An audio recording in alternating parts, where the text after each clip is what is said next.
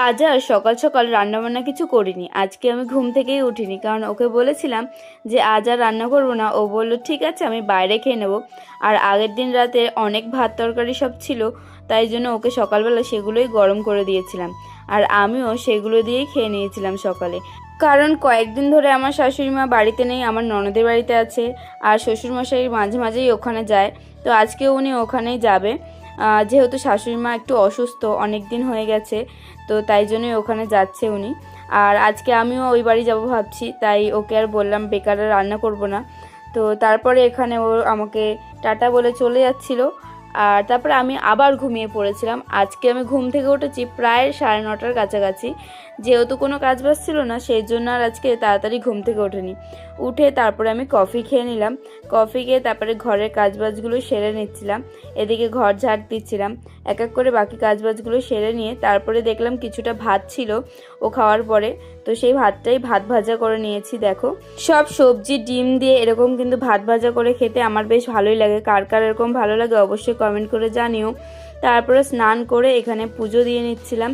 পুজো দিয়ে তারপরে চলে যাচ্ছিলাম ওই বাড়িতে।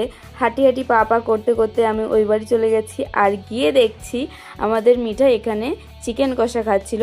তো তারপর আমাকে জিজ্ঞেস করলাম স্কুলে যাসনি? ও বললো না, আজকে স্কুলে যায়নি, স্কুল ছুটি না কি একটা বলেছিল। তো তারপরে দেখি আমার মা বিরিয়ানি রান্না করেছিল। আমার মায়ের আগের দিন ছিল খুব শরীর খারাপ, যার জন্য আমাকে ডেকেছিল হেল্প করতে।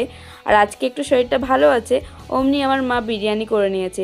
যেহেতু বৃষ্টির ওয়েদার ছিল, তাই জন্য বিরিয়ানি করেছিল। আর আগে মানুষ বৃষ্টি হলেই খিচুড়ি খেত, আর এখনকার মানুষ বৃষ্টি হলেই বিরিয়ানি খায়। বলে না, মানুষ ট্রেন্ডিংয়ে চলে, সেম এখন সবসময় দেখবে বৃষ্টি হলেই এখন প্রায় বাড়িতেই শুনবে বিরিয়ানি হচ্ছে। সন্ধেবেলা চলে এসেছিলো আমাদের পাড়ার ফুচকালা কাকিমা, তারপর ফুচকা খেয়ে নিলাম।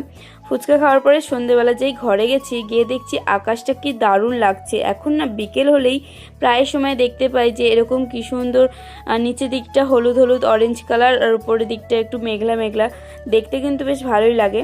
সন্ধেবেলা এখানে কফি করে নিয়েছিলাম, আর কফি করে এখানে রান্নাঘরে চলে গেছি, কারণ আজকে রাতে রান্না করব ডাল আর আলু ভাজা।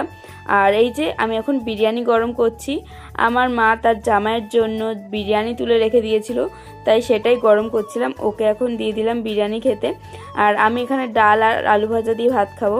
আমি আর আমার শ্বশুরমশাই ডাল আলু ভাজা খেয়েছি, আর ওর জন্য বিরিয়ানি দিয়েছি, কারণ তার শখের শাশুড়ি তার জন্য ওখানে বিরিয়ানি পাঠিয়েছে। তো চলো আজ আসি, দেখা হবে অন্য কোনো নতুন ভিডিওতে। আজকের মতো টাটা, গুড নাইট। ভিডিওটা কেমন লাগলো অবশ্যই কমেন্ট করে জানিও। বাই।